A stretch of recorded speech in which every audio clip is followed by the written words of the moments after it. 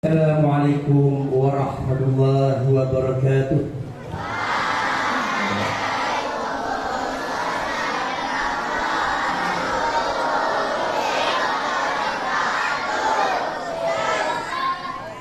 Bismillahirrahmanirrahim. Alhamdulillahirabbil alamin. Wassalatu wassalamu ala asyrafil anbiya'i wal mursalin wa ala alihi wa sahbihi ajma'in, amma ba'd. Rabbi shrah li sadri wa yassir li amri wahlul 'uqdatam min lisani yafqahu qawli. Yang dihormati Guru Besar Sekitar Batu Cik Zaki, juga sahabat saya dari Taman Perdana ketika dulu, dan YDP BIDG, tak sempat untuk ta'aruf tadi. Perisan guru berkanan, guru-guru, ustaz, ustazah, dan sahabat panel saya, Qori, untuk membacakan surah Al-Insan pada Ustaz Kamil. Seterusnya murid-murid yang dirahmati Allah Subhanahu wa taala sekalian, kaifa halukum? Alhamdulillah bikhair. InsyaAllah pada hari ini kita akan sama-sama menhayati satu surah yang cukup penting kepada kita murid-murid. Surah apa? Al-Insan, untuk kita mengenal erti kemanusiaan yang Allah ciptakan kita, supaya kita tahu di mana kita akan pergi dan apakah tanggungjawab kita sebagai manusia. Jadi untuk itu kita tidak mahu buang masa di bulan Ramadan, apatah lagi di penghujung Ramadan, di 10 terakhir ini. Bagi mereka yang membaca Al-Quran, bagi adik-adik yang menghayati Al-Quran, adik-adik yang mendengar Quran, yang memerhatikan bacaan Al-Quran, ditulis oleh malaikat dengan pahala yang begitu besar. Dan mana yang tidak memerhati, yang bermain-main, akan ditulis dosa yang besar. Di bulan Ramadan dapat pahala besar, dapat juga dosa yang besar. Sebab gandaan pahala dan juga gandaan dosa. Jadi untuk itu, sebagai pendahuluan, maka kita sama-sama mendengar bacaan yang merdu insyaAllah daripada Al-Fadil Ustaz Kamil Zakwan bin Muhammad Azmi, InsyaAllah falyatafaddal mashkura.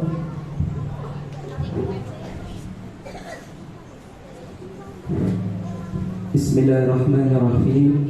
Assalamualaikum warahmatullahi wabarakatuh.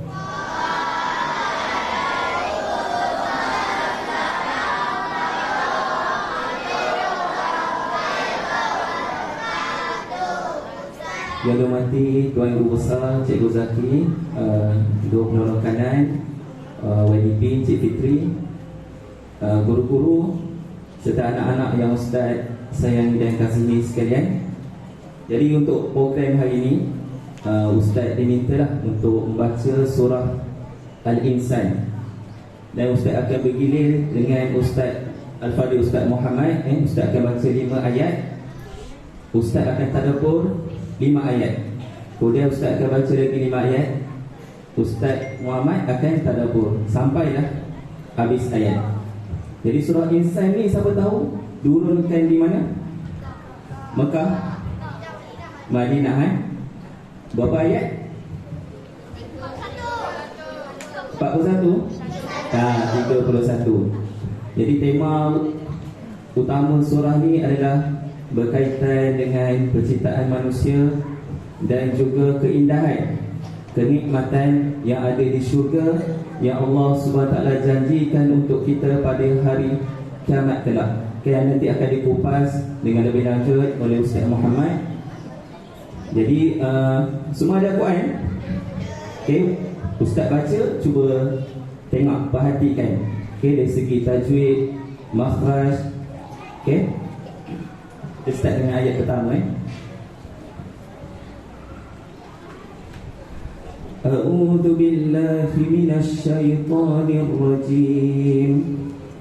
Bismillahirrahmanirrahim.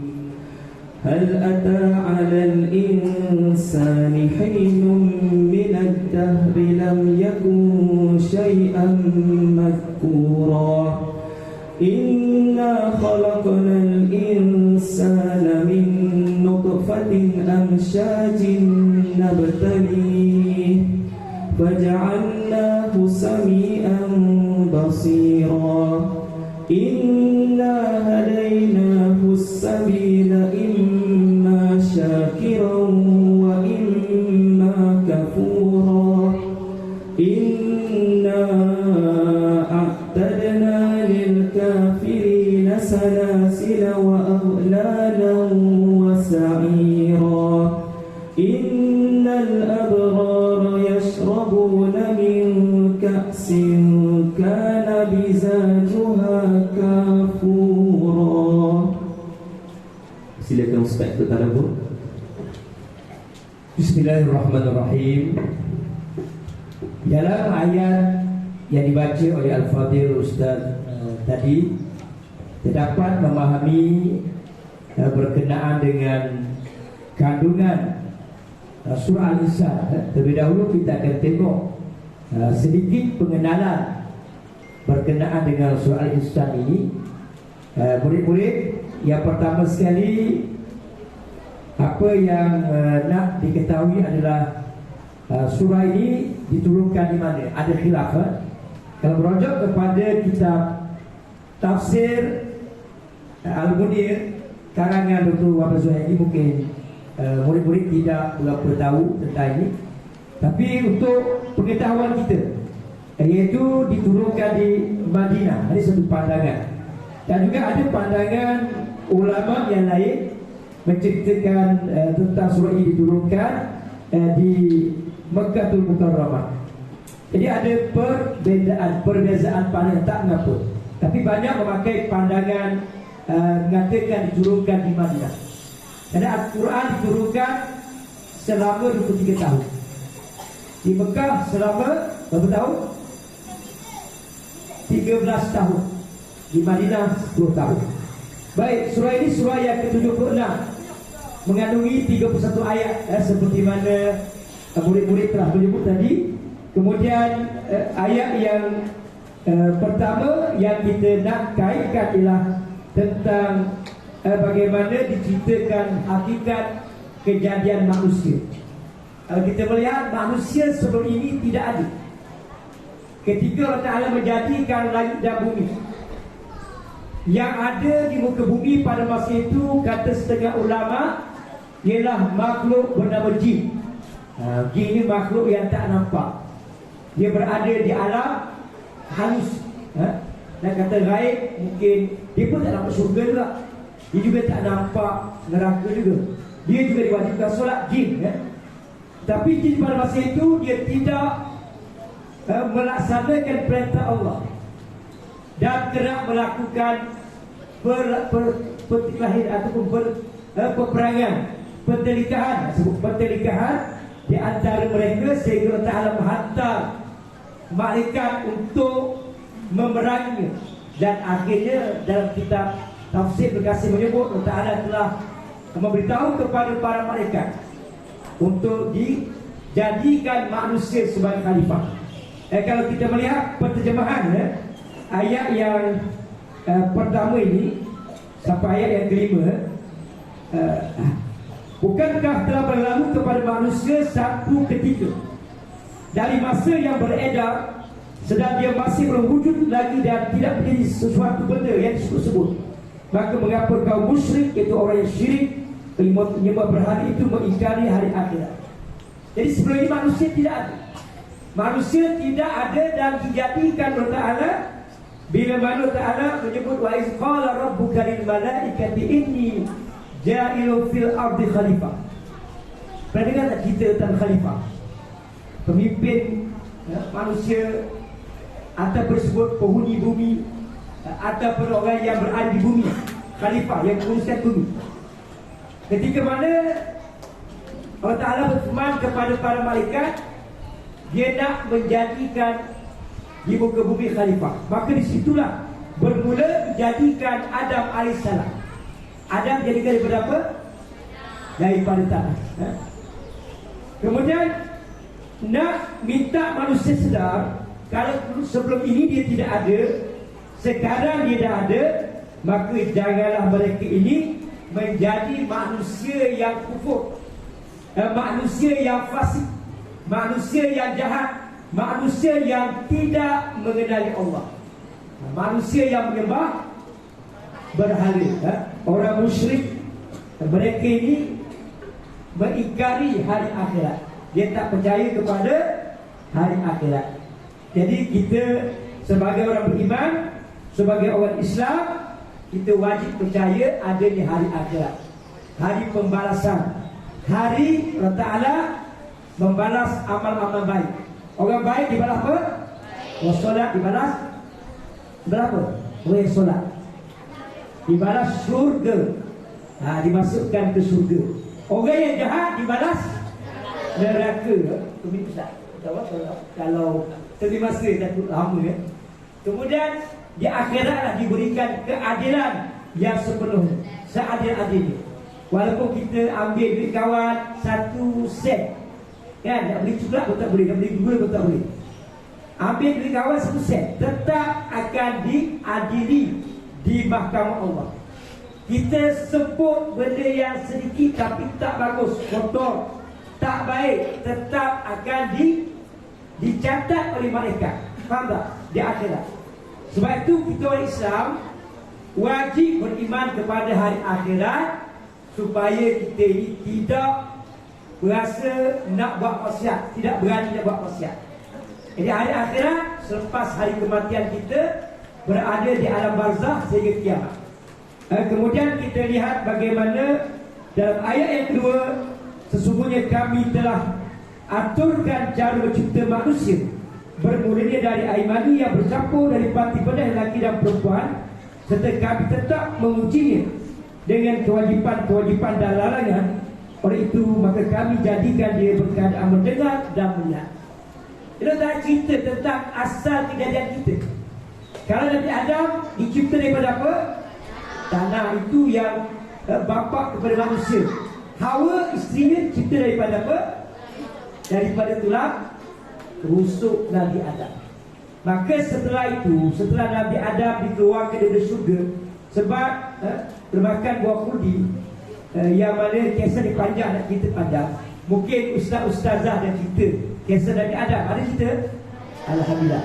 Maka bila mana dah jadi penduduk bumi, maka disitulah Allah Ta'ala berikan untuk membiarkan manusia, anak-anak manusia daripada manusia ini, daripada dijadikan daripada tanah, akhirnya mereka ini berkahwin, suami isteri, dapat anak. Maka tak cerita sebelum sains cerita, sebelum ilmu perubatan menceritakan tentang asal usul manusia, tetapi Al-Quran telah lama menceritakan tentang asal usul manusia. Hebat tak Quran? Hebat. Begitu benar kalamullah. Dia cerita tentang sains, walaupun dia bukan kitab sains, tapi dia adalah wahyu daripada Allah yang benar. Jadi manusia ini berasal daripada air mani lelaki dan perempuan, yang mana berlaku apabila berkahwin, maka dijadikan daripada itu zuriat-zuriat manusia, yang akhirnya mereka ini lahir ke muka bumi, dan mereka ini akan diuji, diberikan ujian. Pertama ujian, adakah mereka ini boleh melaksanakan perintah Allah seperti solat. Solat, ramai lagi yang tak berjaya. Kalau ustaz tanya depan ustaz depan ni, berapa orang yang lengkap semalam dia solat 5 waktu? Berapa orang? Angkat tangan. Berapa orang?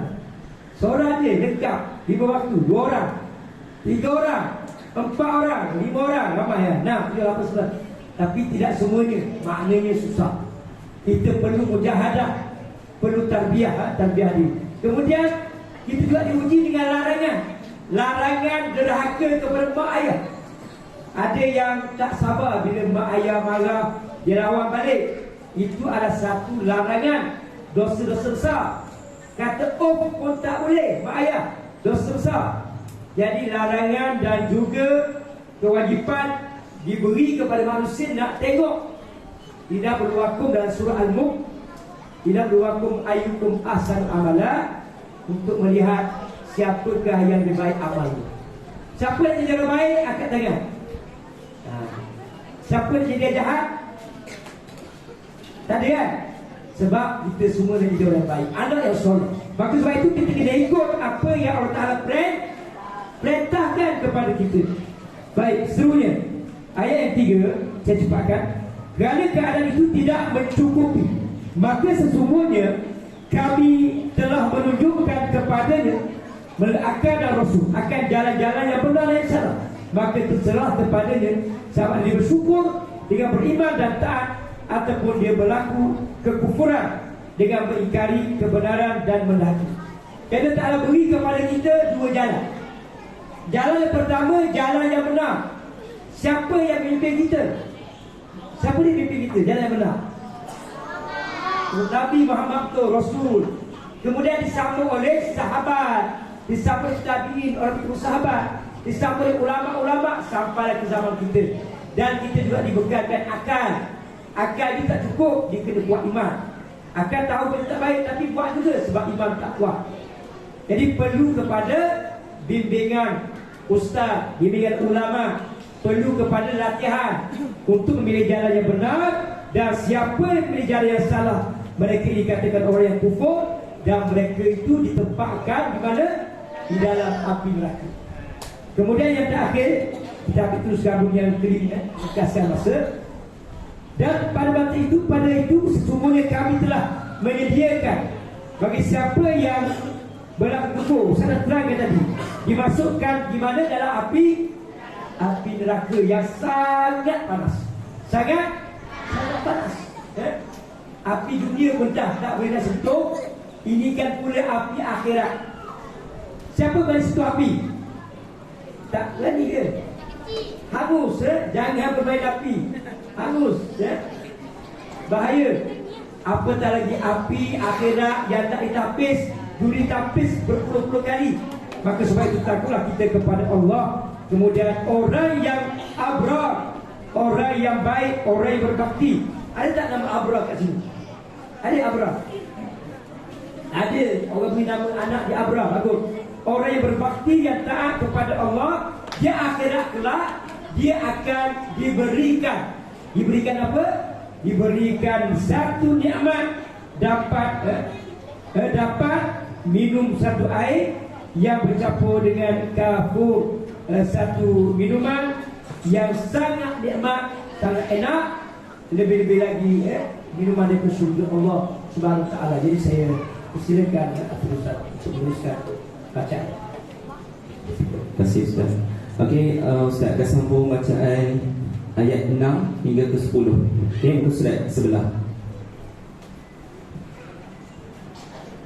عينا يشرب بها عباد الله يفجرونها تفجيرا يوفون بالنذر ويخافون يوما كان شره مستطيرا ويطعمون الطعام على حبه مسكينا ويتيما وأسيرا إنما نطعمكم لوجه الله لا نريد منكم جزاء ولا شكورا إنا نخاف من ربنا يوما عبوسا قمطريرا. Baik, diceritakan kepada kita tentang nikmat-nikmat syurga yang telah diberikan kepada mereka yang abrar. Dan di antaranya disebut di sini iaitu air, sebuah mata air yang mengalir di syurga, yang diminum daripadanya oleh hamba-hamba Allah yang taat. Mereka boleh mengalirkannya di tempat yang mereka tinggal dengan aliran yang semudah-mudahnya dan berkemahuannya. Jadi gambaran syurga memang begitu hebat. Allah beritahu kepada kita. Kita tak dapat nak bayangkan di dunia ni. Tapi kita akan dapat tengok di surga nanti air sungai, air yang bermacam-macam. Ada air susu, ada air arak. Tapi arak di akhirat dibenarkan, dia tak sama dengan arak di dunia. Sebab ini ada hukumannya. Dan air madu dan berbagai lagi air yang begitu lazat rasanya hanya diberi kepada mereka yang beriman. Mereka yang atas dunia dulu solat walaupun sakit, solat walaupun miskin, solat walaupun payah, solat walaupun susah. Sebab ada orang bila susah tak nak solat, bila sakit sikit demam dia tak nak solat, bila ada masalah tak nak solat. Sedangkan solatlah yang akan disebut sebagai penyelesaian kepada masalah. Dan ini yang murid-murid kena ingat tentang kewajipan solat. Kemudian seterusnya dalam ayat berikutnya menerangkan lagi makanan orang-orang yang telah melakukan ketaatan kepada Allah. Mereka dikurniakan kesenangan itu kerana mereka menyempurnakan nazarnya, apatah lagi yang diwajibkan Tuhan kepadanya. Dan mereka takutkan hari akhirat yang azab sesanya merebak di sana sini. Bayangkan kalau kita lihat orang-orang yang beriman ini, mereka ini menepati janji. Kalau tengok kawan ni, ada tak yang beri janji? Janji nak beri, tak beri. Janji nak berkelakuan baik, tapi tidak, kan? Tetapi sifat orang yang beriman, sifat orang beriman, dia bila berjanji bernazar. Contohnya bernazar dengan maksud apa? Maksudnya ialah mereka yang menetapkan sesuatu yang sunat, dia tetap jadi wajib. Dia bernazar, contohnya berpuasa.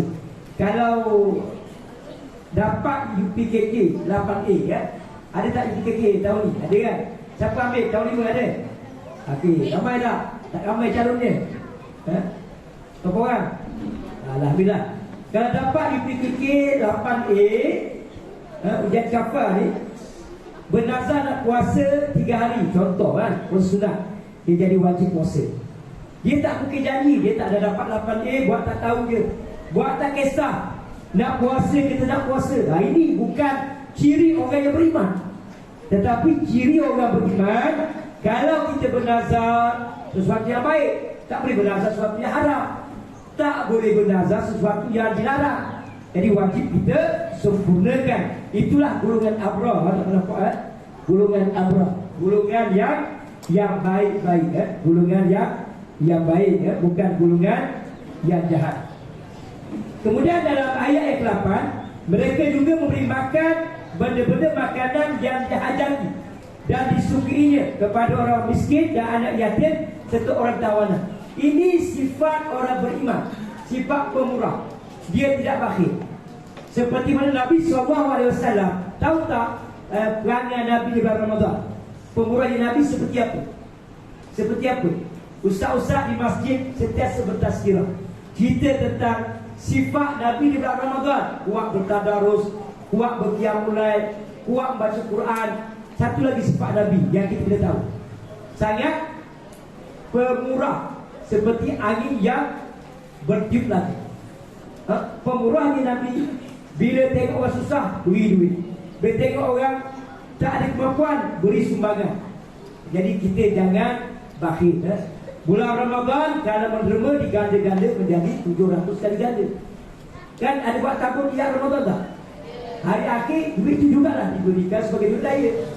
Ustaz tengok kan, duit yang dikumpulkan pergi kat bank, minta tukar duit raya RM1 nak beri balik. Duit yang disumbang oleh pelajar, kita kembalikan balik kepada semua orang.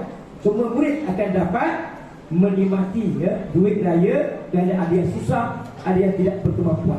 Jadi cuba pupukkan nilai suka menderma, sebab Ta'ala akan membalas di dunia lagi, tak tunggu akhirat.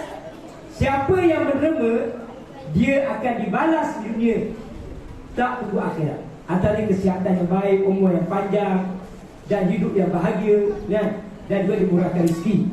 Baik, ayat yang ke-9, sambil berkata dengan lidah atau dengan hati, sesungguhnya kami memberi makan kepada kamu kerana Allah semata-mata, bukan kerana nak dapat pujian, bukan nak dipuji oleh dosa. Kalau puji kita kata alhamdulillah, kan? Bukan kembang hidung, bukan kakak telinga, kan? Maknanya bila dipuji kita kata alhamdulillah.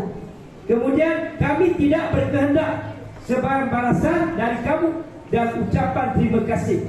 Kalau memberi ucap terima kasih. Ustaz tengok ramai lagi murid-murid di sekolah mana, ustaz di sekolah mana lain pun bila beri hadiah dalam pertandingan di atas pentas, payah sebut syukra dalam bahasa Arab, thank you ataupun terima kasih.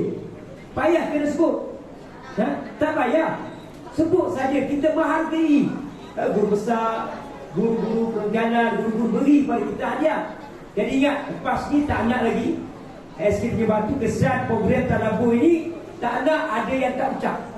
Bila ada majlis penyampaian hadiah, nak dengar, WDP pun nak dengar ucapan terima kasih, ucapan syukran jazilan, barakallahu fiik, nak dengar. Baik, ini siapa suruh? Allah Subhanahu wa taala suruh. Boleh faham? Boleh ya? Faham tu? Dia panjang faham tu? Faham nak? Kami faham. Ingat, itu bahasa-bahasa kelas kena amalkan. Kemudian seterusnya, belas. Kami sebenarnya takutkan Tuhan kami, takut dia kenakan kami azab hari yang padanya muka orang yang bersalah masam berkerut. Memang di akhirat pula gambaran yang amat menakutkan. Muka orang yang berdosa hitam keterlaluan. Kita apa? Saya gaduh ni hitam lega. Faham tak apa? Faham? Hitam apa? Hitam lega. Macam tergaduh juga. Jadi hitam macam untuk kuali tu. Jadi bila mana kita kata orang yang apa yang disebut ada tidak. Baik, apabila dia akan gelap muka hitam, kemudian keadaan amat cemas, takut, minta syafaat tapi tak boleh syafaat sebab mereka bukan sayang pada orang hafiz, bukan membaca Al-Quran, bukan orang berpuasa, tak dapat syafaat. Maka kita ingat, jangan kita menyesal di akhirat bila muka kita hitam. Kita kena berada di dunia dengan bersiap sedia menghadapi hari kematian kita dengan beramal soleh. Teruskan. Okey, ayat seterusnya 11 hingga 15. فَوَقَاهُمُ اللَّهُ شَرَّ ذَلِكَ الْيَوْمِ وَلَقَّاهُمْ نَضْرَةً وَسُرُورًا وَجَزَاهُمْ بِمَا صَبَرُوا جَنَّةً وَحَرِيرًا مُتَّكِئِينَ فِيهَا عَلَى الْأَرَائِكِ لَا يَرَوْنَ فِيهَا شَمْسًا وَلَا زَمْهَرِيرًا وَدَانِيَةً عَلَيْهِمْ ظِلَالُهَا وَذُلِّلَتْ قُطُوفُهَا تَذْلِيلًا وَيُطَافُ عَلَيْهِمْ بِآنِيَةٍ مِّن فِضَّةٍ وَأَكْوَابٍ كَانَتْ قَوَارِيرًا. Baik, ayat yang ke-11 ini menceritakan kepada kita dengan maksud, dengan sebab mereka menjaga diri dari kesalahan, maka Allah selamatkan mereka dari kesesaraan hari yang demikian keadaan, serta memberikan kepada mereka keindahan yang berseri-seri di muka dan perasaan ria gembira. Siapakah mereka ini, anak-anak, adik-adik? Siapakah mereka ini yang bertanda sifatkan mukanya berseri-seri? Muka ni comel-comel gitu kan? Muka ni comel, cantik, berseri-seri. Siapa dia? Bidadari satu di surga. Ini pada masa belum masuk surga lagi ni. Ini proses pembicaraan. Orang yang beriman, orang yang jaga solat dan berpuasa, muka dia berseri-seri dan perasaannya nampak riang gembira sebab dia dah nampak surga. Kerana surga itu dapat dicium baunya sejauh 500 perjalanan. Orang perempuan kena ingat baik, bila keluar rumah buka aurat, nampak rambut, nampak gunung ganang, bukit bukau, pakai ketat, dia tidak akan mencium bau surga sejauh 500 tahun perjalanan. Tapi orang beriman, perempuan yang solehat, dia mencium dah bau surga. Jadi bahaya orang perempuan ni akhir zaman ni, terlalu mudah memandangkan kepada aurat.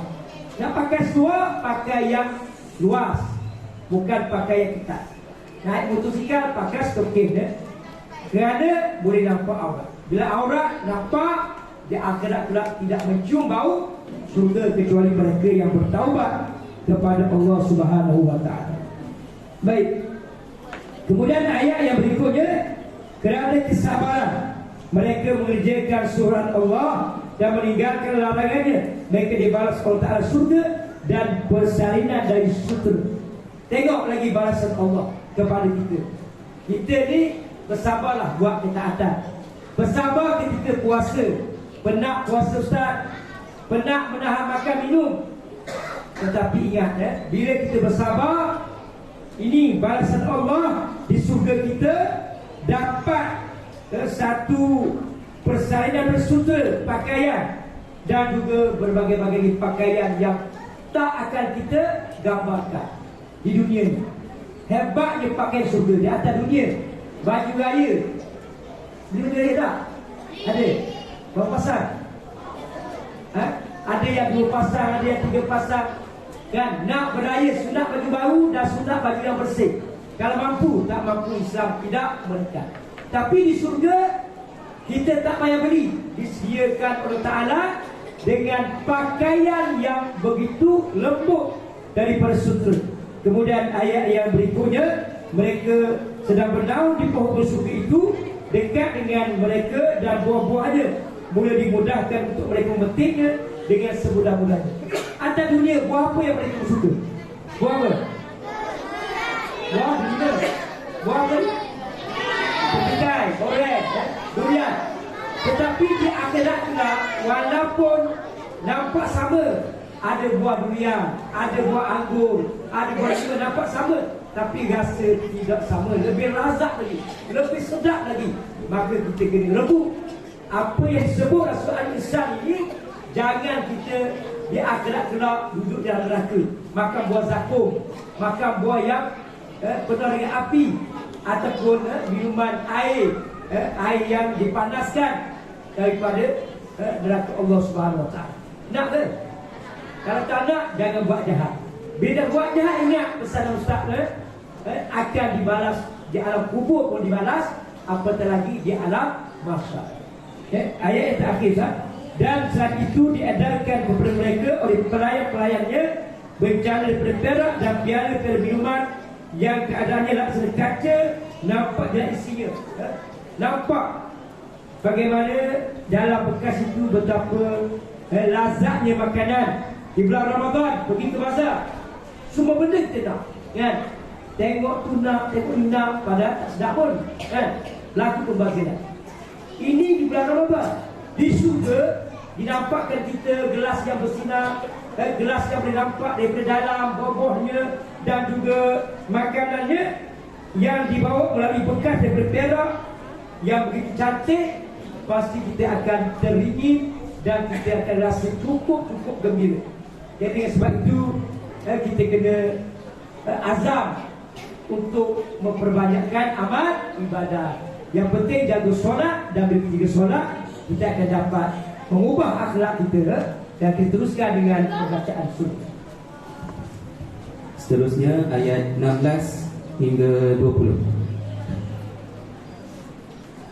قوارير من فضة قدروها تقديرا ويسقون فيها كأسا كان مزاجها زنجبيلا عينا فيها تسمى سلسبيلا ويطوف عليهم ولدان مخلدون إذا رأيتهم حسبتهم لؤلؤا منثورا وإذا رأيت ثم رأيت نعيما وملكا كبيرا. Baik, kita masih lagi membincangkan tentang nikmat yang berada di dalam surga. Nikmat inilah yang kita amat mengharapkan Allah Ta'ala membalasnya. Sebab di dunia ni kita suka benda yang sedap kan. Makanan sedap, minuman sedap, pakaian yang selesa, apa lagi? Kereta yang mewah kadang-kadang, kereta yang selesa, rumah yang selesa, keluarga yang selesa, isteri yang cantik, dan suami yang handsome. Contoh kan? Semua nak sedap, semua nak menarik, semua nak cantik. Tetapi adakah kita layak atau tidak? Di surga nanti anak-anak, di surga nanti kita akan dibalas apa yang disebut. Di dalam surga nanti akan diberikan kepada kita pelayan-pelayan ataupun pembantu yang mana mereka akan memberikan kepada kita apa sahaja kita nak untuk sukatan yang betul kepada penggunanya. Maknanya tepat apa yang kita minta, dia tidak tersasar. Kalau kita minta banyak mana, itulah dia beri. Minta banyak dapat banyak, minta sikit dapat sikit, dia tak tersalah. Hebatnya pelayan surga. Hebatnya Allah cipta bidadari, pelayan-pelayan surga begitu bijak untuk melayani hamba-hamba yang soleh, yang bertakwa, yang dimasukkan ke surga Allah Subhanahu Wa Taala. Dan mereka dalam surga ayat 12 diberi minum sejenis minuman yang bercampur campuran dari zanjabil. Zanjabil ini banyak pandangan. Ada mengatakan halia, kalau dunia ini macam halia, tapi tak sama. Ada mengatakan macam itu. Kalau kita tengok ada juga pandangan yang lain mengatakan sejenis minuman daripada satu, dikatakan macam sejenis tumbuh-tumbuhan lah, yang mana tidak diketahui, hanya Allah SWT mengetahuinya. Dan ada mengatakan halia yang seperti mana yang kita makan lah. Sebab tu di dunia ini ada yang mengambil dari sudut ilmu perubatan menggunakan halia untuk menghilangkan angin dan seumpama. Anak-anak pernah tengok tak halia? Tapi tidak tepat juga nak kata halia dalam ayat ni. Itu satu contoh lah. Contoh yang boleh kita beri. Mungkin ada pandangan-pandangan lain lagi daripada ulama mengenai sejenis air yang dicampur dengan zat jabil. Kita boleh tengok di zat jabil. Kemudian iaitu sebuah mata air dalam surga yang disebut sifatnya sebagai salsabil. Yang disebut bagaimana dalam surga ada air yang mengalir, maka dia amat-amat menyenangkan dan juga menyejukkan dan juga menghilangkan dahaga dan memberikan ketenangan kepada mereka yang melihatnya. Siapa di hujung minggu yang pergi ke pantai? Pergi tak? Pantai Delasi ke? Pantai Legenda ke? Nak ketenangan, nak cari ketenangan. Jadi di surga ni, dengan adanya air, mata air, kita akan tenang, kita dapat menikmatinya. Begitulah keadaannya. Dan mereka dilayani oleh anak muda lelaki yang tetap kekal dalam keadaan mudanya, yang sentiasa beredar di sekitar mereka, dan mereka melihat anak muda itu dan secara mereka menyangkanya mutiara yang bertaburan. Anak-anak, dalam surga ada macam-macam. Antaranya apa tadi? Bidadari kan? Dan ada juga anak-anak muda lelaki, anak-anak muda lelaki yang kuat, yang dikagumi. Dia boleh melayani, maksudnya bawa apa-apa yang kita nak. Kita lihat dia bagaikan mutiara yang bertaburan, begitu indah, begitu cantik ciptaan Allah untuk berkhidmat kepada kita. Jadi kalau lelaki dia akan mendapatkan bidadari ya. Jadi kalau kita kata untuk khidmat-khidmat yang lain seperti mana apa yang kita nak, barang-barangan, buah-buahan dan berbagai-bagai lagi yang kita tak tahu hakikat sebenarnya sebab belum sampai di sana. Dan lelaki akan diberikan isterinya. Kalau isterinya di dunia dulu masuk surga, dia akan dapat isterinya juga dan diberi bidadari. Dan isteri itu lebih baik, lebih cantik pada bidadari, lebih suci daripada bidadari. Kan isteri itu isteri di dunia dan masuk surga bersama-sama. Sebab tu kita orang lelaki ni didiklah isteri dia sampai ke jannah. Cintanya sampai ke jannah. Jangan mati nanti di surga suami, di neraka isteri. Nak tak nak? Ataupun ayah di surga, mak di neraka, nak tak? Tak nak kan? Jadi kita nak ayah, mak, abang, adik, kakak semuanya ke syurga Allah. Sebab itulah kita kena ingat anak-anak, jaga solat, jaga akhlak, supaya kita dapat ke syurga Allah Subhanahu Wa Taala. Dan yang terakhir sekali, dan bila engkau melihat di sana dalam surga ayat 20, engkau melihat nikmat yang melimpah-limpah dan kerajaan Allah yang besar yang tidak ada bandingan. Itulah gambaran hebatnya kekuasaan Allah, surga yang tidak pernah kita lihat dengan mata, dan tidak pernah kita dengar dengan telinga, dan tidak pernah kita pencari dengan hati. Betapa besarnya keagungan Allah Subhanahu Wa Taala. Baik, boleh boleh faham tentang surga? Boleh tak? Tempat yang cukup nikmat diberikan kepada orang yang beriman, beramal soleh. Itu teruskan dengan bacaan ayat yang seterusnya. Seterusnya ayat 21 hingga 25. Aliyahum thiyabu sundusin khudrun wa istabraq wa hullu asawira min fiddatin wa saqahum rabbuhum syaraban tahura. Inna hadha kana lakum jazaa'an wa kana sa'yukum mashkura. Inna nahnu nazzalna 'alayka al-Qur'ana tanzila fasbir li hukmi rabbika wa la tuti' minhum athiman aw kafura wadhkur isma rabbika bukratan wa asila. Baik, kita nak dengar lagi tentang keindahan surga.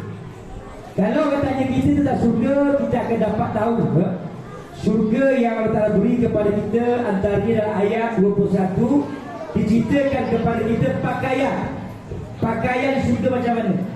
Dan tidak ada yang nak memakai pakaian yang buruk, pakaian yang tak cantik. Mak nak beli pakaian ni, kita tak nak sebab tak cantik. Kita kata nak yang mahal, sedangkan mak tak duit. Jangan tapi di syurga tak payah beli. Di syurga Allah Ta'ala mengatakan pakaian mereka, pakaian hijau diperbuat dari sutera yang halus. Ini tak sutera yang keluar daripada ulat sejenis benang, sejenis dia buat baju. Begitu lembut, begitu untuk perempuan. Lelaki tak pakai, haram lelaki. Dia akan mencantikkan kulit, dia akan menampakkan kecantikan seorang perempuan. Dan sutera yang tebal, yang bertekat, maknanya tebal, yang boleh nampak hebatnya keindahan itu. Dan mereka dihiasi dengan gelang-gelang tangan dari perak, pakai gelang lagi. Mereka diberi minum oleh Tuhan mereka dengan sejenis minuman yang lain yang bersih, suci. Jadi kalau kita tengok balasan ni, Masya Allah, nak tak nak? Sebab atas dunia orang tak uji miskin, kaya. Yang miskin bersabar, dia akan mendapat ganjaran. Jangan kita sedih kita miskin, sebab kita ada Allah. Di akhirat, apa yang kita nak, kita akan dapat. Di dunia tak nak, kita kecewa dengan apa kita tak dapat. Sedangkan dunia bersifat sementara. Semua orang akan mati, tak kira siapa, semua akan mati. Jadi tempat kita di mana? Di syurga selama-lamanya. Jadi jangan kita menyesal seperti sumber ayat tadi. Di dunia tak menyesal, akhirat menyesal sudah tidak berguna. Jadi nak jadi orang yang menyesal tak menyesal? Nak menyesal tak? Di dunia ke di akhirat? Menyesal di dunia mendapat hasilnya. Menyesal di akhirat, dia tidak akan mendapat apa-apa. Kemudian dalam ayat berikutnya, ayat yang ke-22, serta dikatakan kepada mereka, sesungguhnya segala pemberian ini adalah untuk kamu sebagai balasan dan adalah usaha amal kamu di dunia dahulu diterima dan dihargai Allah Ta'ala. Jadi kalau kita tengok dalam penjelasan ayat ini, balasan kita buat baik dibalas baik kan? Anak-anak, buat baik dibalas apa tadi? Surga. Jadi kita tetap kena yakin kalau kita tidak yakin apa disebut balasan Allah ini, termasuk orang yang tidak beriman. Sedangkan tempat orang tidak beriman adalah di neraka Allah. Jadi orang yang apa yang kita kata dalam ayat yang kita baca tadi ialah mereka yang telah diberikan balasan kerana amal di dunia dulu. Amal kita terutamanya solat kita, puasa kita. Puasa ni kita akan dimasukkan ke surga mana? Siapa tahu? Surga mana? Apa nama pintu kita? Firdaus itu surga yang paling tinggi. Kita orang berpuasa, dia kata akan masuk di surga melalui pintu mana? Kata Nabi SAW, pintu surga Ar-Rayyan. Pintu Ar-Rayyan. Pernah dengar tak? Sebab puasa ni tidak ada ketetapan pahala yang kita ketahui. Fa'innahu li wa ana ajzi, kata Allah. Aku saja yang membalas. Allah Ta'ala kata, apanya balasan surga yang diberi kepada kita sebab kita puasa dengan sentiasa menjaga segala perkembangan puasa dan tidak berlakon. Sebab ada yang berlakon tak? Depan ustaz tunjuk muka dia tak apa-apa, kuat, dorok dia lembek dia. Mana lembek? Kata orang dorok ketong tengok muka dia, tengok lembek dia. Tapi dia sebenarnya dah minum air dan tandas. Ada tak? Ada kat sini kan? Sebenarnya dia dah makan dah dan tandas. Allah Ta'ala Maha mengetahui. Walaupun orang tak tahu, tapi Allah Ta'ala Maha mengetahui. Jadi kita kena ingat, Allah Ta'ala tengok kita setiap masa. Jangan kita berlakon puasa. Sebab amal-amal yang kita buat ini akan diterima, dihargai oleh Allah. Kemudian Allah Ta'ala menceritakan dalam ayat yang 23, sesungguhnya kami telah menurunkan Al-Quran kepadamu wahai Muhammad dengan berasur-asur. Jadi Quran, peringkat Quran ada 3 peringkat penurunan Quran. Ada ceramah yang disebut Quran kan? Peringkat pertama daripada mana? Daripada mana? Daripada atas, betul atas. Turunnya daripada atas. Daripada mana? Daripada surga. Daripada Lauh Mahfuz.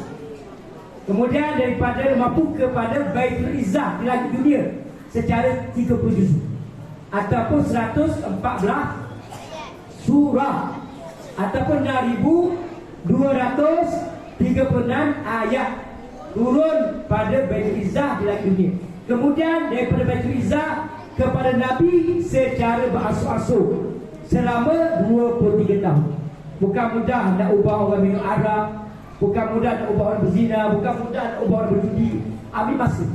Sayyidina Umar kata kalau dia ayat Quran turun larang minum arak secara sekaligus, kami tak boleh tinggal. Tapi Allah Ta'ala turun berperingkat-peringkat. Kata kita dulu arak ini bahaya, manfaatnya sedikit. Allah kata jangan solat ketika minum arak. Kemudian turun ayat yang keempat, peringkat yang keempat, jangan minum arak. Dan arak itu adalah kesannya mudarat yang besar dan haram. Maknanya berperingkat-peringkat. Selama berapa tahun di Mekah tadi saya sebut? Ingat tak? 13. Ustaz tak ada buat hadiah. Dan di Madinah berapa? 10. Alhamdulillah. Cantik ya.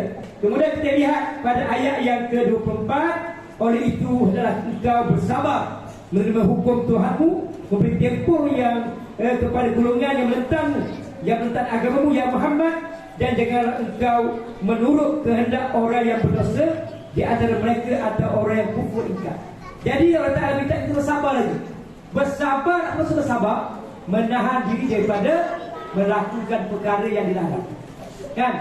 Kalau nak marah, sabarlah. Jangan marah, jangan bertindak pukul, sepak terajang, jangan bertindak mengerasi kawan. Sabar. Kan? Itu yang diminta. Ketika kita marah utamanya, ketika kita menghadapi musibah, ketika kemalangan, sabar. Ketika kita diuji, sabar. Sebab balasan sabar itu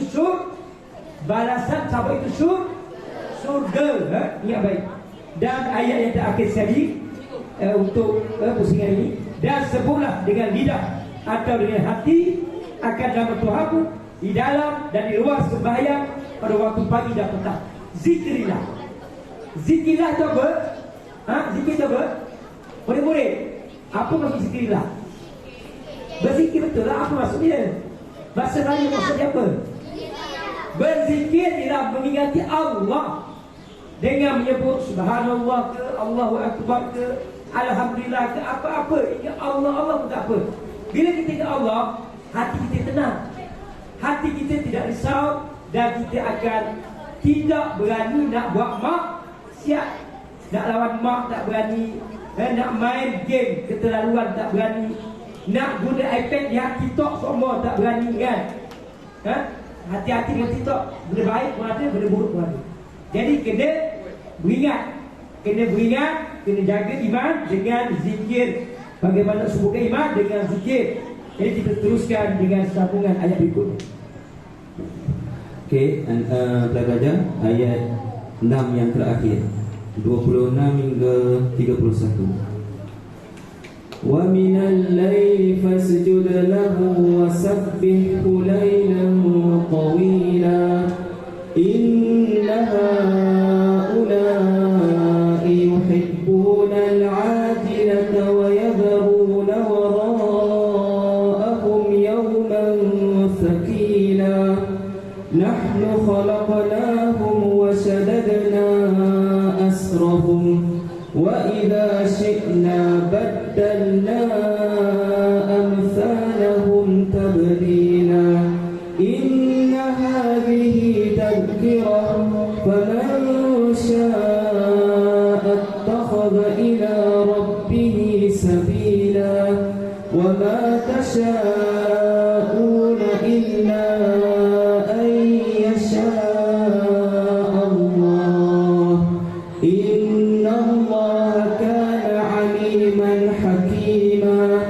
yudkhilu man yasha'u fi rahmatihi wadh-dhalimina a'adda lahum 'adzaban alima. Baik, kita nak ambil 5 ayat lagi ya. Harap murid-murid beri perhatian, kerana kita nak mencari mutiara-mutiara yang terselip dalam bacaan tadi, supaya kita dapat pegang sebagai pegangan hidup kita. Yang seterusnya ayat yang ke-26. Betul tak?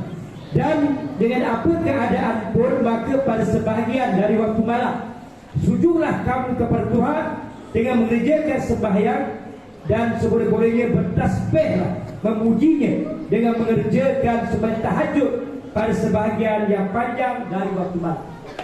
Jadi kita diminta sentiasa memuji Allah, sentiasa bertasbih, sentiasa sujud kepada Allah.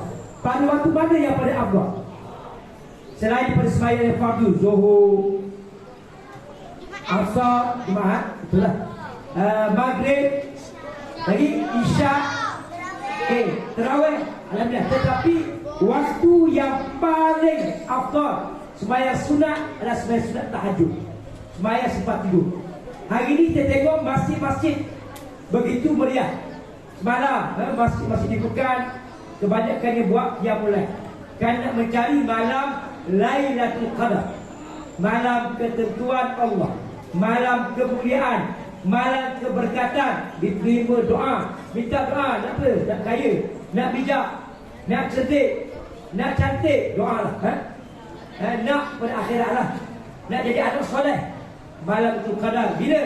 Pada 10 Ramadan terakhir, kan? Malam itu yang mana kata Nabi, taharrau Lailatul Qadr fi awakhir Ramadan. Cari Lailatul Qadar, iaitu malam yang lebih baik daripada berapa bulan? 10. Tak tepat. Daripada Lailatul Qadri khairum min alf syahr. Malam yang lebih baik daripada 1000 bulan. Berapa tahun 1000 bulan? Cuba bagi 1000 bagi 12. Dapat 3 tahun berapa bulan? Dekat dengan 84 lah. Maknanya kalau kita sedekah RM1 pada hari malam tu, seakan-akan kita telah bersedekah selama 84 tahun lebih. Banyak ringgit lah dapat pada akhirat, kan? Kalau kita baca Quran kena malam tu itu kadar, Allah Ta'ala tunjuk pada kita, ataupun kita melaziminya istiqamah, kita akan dapat 84 tahun. Bayangkan, bayangkan. Jadi malam adalah tempat yang paling terbaik untuk kita bermunajat, mengadu kepada Allah segala masalah kita, masalah susah nak belajar ustaz, masalah saya ni keras hati ustaz, masalah saya ni payah faham matematik, payah faham bahasa Arab, minta malam tu, minta malam kita bangun bertasbih, berdoa kepada Allah. Kerana tahajud ini adalah besar fadilahnya, dipermudahkan urusan kita dan diberikan kesihatan yang baik. Dan siapa pernah solat tahajud semalam ataupun semalam? Ada tak ikut ayah ke masjid pada tadi? Ada tak? Ada seorang kan? Tanya. Yang mana ada 3 orang. Sebab apa? Sebab bila kita bertahajud, sembahyang tasbih, sembahyang sunat hajat, sunat taubat, bagaimana perasaan kita? Tenang dan juga insaf. Baik, jadi bertahajudlah kita. Jangan ikut nafsu syahwat. Tidur membuta. Tidur sampai pukul 10 pagi, subuh gajah. Tahu? Ada yang subuh dia besar, pukul 1 tengah hari baru sampai subuh. Ada tak? Ada. Jangan seperti itu. Jadi beribadahlah kita di malam hari sekurang-kurangnya, mengambil masa 2/3 malam, pukul 3 pagi, dalam masa yang sejam ataupun setengah jam, kemudian tidur balik. Kemudian seterusnya ayat ke-7, sesungguhnya orang-orang yang menentang itu sentiasa mencintai kesenangan dan kemewahan dunia yang cepat habisnya, serta mereka membelakangkan, tidak menghiraukan bekalan untuk hari akhirat yang amat berat penderitaannya kepada orang yang tidak bertakwa. Baik, anak-anak, kemewahan dunia ini bersifat sementara je. Bahkan kemewahan ini sebenarnya membahayakan kita kalau kita tidak pandai menguruskan. Ada orang dulu dia miskin, bila dia kaya dia jadi sombong. Dan masa dia tak ada kereta, dia okey je. Ada kereta besar, dia sombong. Ada tak begitu? Jadi kemewahan dunia ini ada sifatnya cepat habis kata Allah Ta'ala. Dia tak berkat. Bila kita ada duit 100,000, tak sampai setahun dah habis. Ada ustaz pernah jumpa, dia ada duit 1,000, jual rumah, tapi tak sampai setahun duit dah habis dah. Tak sempat nak berlabur. Begitu juga orang yang kaya, dia tidak bersyukur. Sekejap saja orang tak ada tarik, rumahnya terbakar, pendekaannya bankrupt, tak keluar zakat. Ada juga keluar zakat, dia uji, itu ujian. Nak cerita kemewahan dan kesenangan dunia ini bersifat sementara. Kalau dia tidak menghiraukan hari akhirat, betapa ruginya. Sebab itu kita kena cari akhirat. Akhirat kekal selama-lamanya dan keuntungannya adalah berkekalan. Jadi siapa yang nak kaya di akhirat? Apakah duit akhirat? Pahala hijab. Asam tu sekali. Asam tu askurku. Mumtaz, Sofi Mumtaz. Baik, pahala duit akhirat. Kita tak kaya dunia tak apalah, tapi tak nak susah. Kita akan sederhanakan itu. Tapi di akhirat dalam kubur kita kaya. Kaya dengan pahala, kaya dengan iman, kaya dengan keampunan Allah. Dan ayat yang ke-8, kamilah yang menciptakan mereka serta menguatkan tulang sendi dan orang salah mereka. Kami berkuasa membinasakan mereka, dan daripada kami kehendaki kami gantikan mereka dengan orang yang serupa dengan mereka, dengan penggantian yang sebaik. Jadi kita jangan sombong. Kalau kita kata kita hebat, Allah Ta'ala kata kamu tidak hebat. Bila-bila masa Allah Ta'ala boleh hapuskan. Macam kaum Nabi Syuaib yang besar-besar, dia hapuskan. Kaum Ad juga dia hapuskan. Mereka ni boleh buat rumah. Kaum Nabi Hud, dia boleh buat rumah dengan menggunakan bukit buka. Mereka jadikan rumah mereka daripada bukit, kan dia besar dan tinggi. Siapa yang pernah tengok sejarah di negara Arab, dijumpa manusia yang sangat tinggi. Kalau tengok di tempat laut mati, kaum LGBT ada dijumpai yang masih lagi Allah Ta'ala tunjuk kepada kita hukuman mereka yang Allah Ta'ala kelaskan macam patut. Orang yang menderhaka kepada Allah jumpa di tempat dimusnahkan dibalikkan bumi. Quran sebut jelas tempat-tempat yang diazab ada bukti. Saintis yang pergi cari ada kebenaran Al-Quran. Jadi kalau kita tengok orang yang rasa bangga dengan badan mereka yang tinggi-tinggi, rasa bangga dengan kepandaian mereka yang hebat, mengukir bukit sebagai rumah mereka pada zaman Nabi, dan terdahulu mereka juga dibinasakan oleh Allah Ta'ala. Ganti orang yang lebih baik. Macam kita sombong kan, Allah Ta'ala matikan kita, Allah Ta'ala gantikan dengan orang lain. Nak ke begitu? Nak tak? Tak nak. Kita nak nikmat yang diberikan Allah Ta'ala berkekalan sampailah kita mati bertemu dengan Allah. Diberikan nikmat iman Islam, diberikan nikmat harta, diberikan nikmat kasih sayang keluarga berkekalan, sehingga kita meninggal dunia. Kemudian pada ayat yang ke-30, dua lagi ya, adik-adik, anak-anak, dua je lagi. Dan kalau kamu berkemahuan melakukan satu perkara, melainkan cara yang dikehendaki Allah, yang sesungguhnya Allah adalah Maha mengetahui lagi Maha bijaksana mengatur sebarang perkara yang dikehendakinya. Saya kamu terus. Dan dia masukkan siapa yang dikehendakinya menurut aturan yang ditetapkan dalam rahmatnya dalam surga, dengan ditempatkan di surga. Dan orang-orang yang zalim dia menyediakan untuk mereka azab seksa yang tidak terberi sakit. Apa kesudahan dalam surah ini? Dan dalam surah ini Mereka menceritakan kesudahannya apabila orang-orang yang masih lagi tidak mau mengikuti apa yang telah wajibkan kepada mereka. Tak nak berzakat, tak nak tutup aurat, tak nak taat pada guru, tak nak taat pada mak ayah. Dia degil. Apa akan jadi? Apa akan jadi pada kamu kalau murid-murid degil? Apa akan jadi? Ini apa?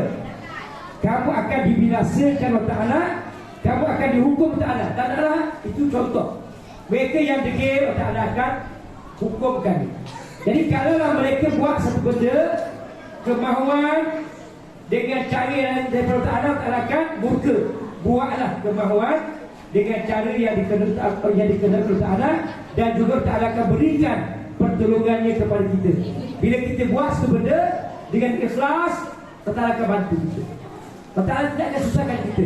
Tapi kalau kita buat sesuatu benda dengan tidak ikhlas, ada perasaan riak, Allah Ta'ala tidak bantu kita. Ingat? Ingat tak? Buat dengan penuh keikhlasan. Kemudian di akhirnya telah mengatakan kesudahannya, manusia akan dibalas surga kalaulah dia melaksanakan perintah Allah, dan manusia akan dibalas neraka kalau mereka menentang ajaran Allah Subhanahu Wa Taala. Jadi jelas matlamat kita di dunia sebagai seorang insan, sebagai seorang manusia, pertama mengabdikan diri kepada Allah, kedua sebagai pemimpin di muka bumi, ketiga adalah sebagai pewaris surga yang diwarisi oleh orang-orang beriman. Baik, siapa di sini yang rasa dia ada tiga sifat tadi? Pertama, pertama dia manusia yang apa? Yang taat kepada Allah. Yang kedua, manusia sebagai pengurus, pemimpin yang baik. Okey, yang ketiga, manusia apa? Mewarisi apa tadi? Manusia beriman mewarisi surga Allah Subhanahu Wa Taala. Dan akhirnya untuk kesimpulan apa yang telah kita bincangkan pada tengah hari ini dalam masa yang amat kritikal, tengah mengatur, tengah penat, jarang ni murid-murid dia berjaya ni. Saya rasa beri tepukan kepada kamu semua. Kita walaupun habis itu biasalah kadang-kadang, tapi ada yang fokus di tengah hari ni, waktu mengatur, waktu penat. Itu membuktikan kamu adalah murid yang terbaik yang dapat mengikuti perintah Allah dan juga perintah guru-guru kamu ataupun ada guru kamu. Akhir kata, kesimpulannya, manusia perlu sedar, perlu ada akal untuk sedar matlamat mereka ada di dunia untuk beribadah, dan mereka kena merujuk Allah, dan mereka kena bersifat dengan orang yang abrar, orang yang berbakti, orang yang baik untuk mendapat surga, dan mereka kena sabar dan menghadapi sebarang godaan melalui solat. Kalau solat baru disebut orang yang sabar. Kalau tak solat masih belum bersabar lagi. Bila kita ada sesuatu, kita solat, baru dikategori orang yang benar-benar sabar. Dan Allah lah tempat kita berserah dalam semua perkara. Boleh faham tak? Kita cari kerja, serah Allah Ta'ala beri rezeki. Kita belajar, serah Allah Ta'ala untuk beri kejayaan. Jadi untuk akhirnya, Ustaz mohon maaf kalau ada kekurangan, barulah kita di puasa mungkin penat, mungkin tidur, ada yang berbagai masalah. Mohon maaf untuk penyampaian Ustaz, uraian Ustaz. Kalau ada tidak tepat, minta Ustaz membetulkan lagi, minta dipertepatkan lagi. Itulah rujukan Ustaz sekadar daripada tafsir yang dapat Ustaz ambil. Hebat tafsir Munir dan juga beberapa tafsir yang lain. Terima kasih. Mudah-mudahan kita mendapat manfaat. Apa yang baik datang daripada Allah, apa yang tidak baik adalah kelemahan Ustaz, dan mungkin Ustaz ada nak ucapkan apa dia kata. Silakan. Itu saja. Wabillahi taufiq wal hidayah. Wassalamualaikum warahmatullahi wabarakatuh.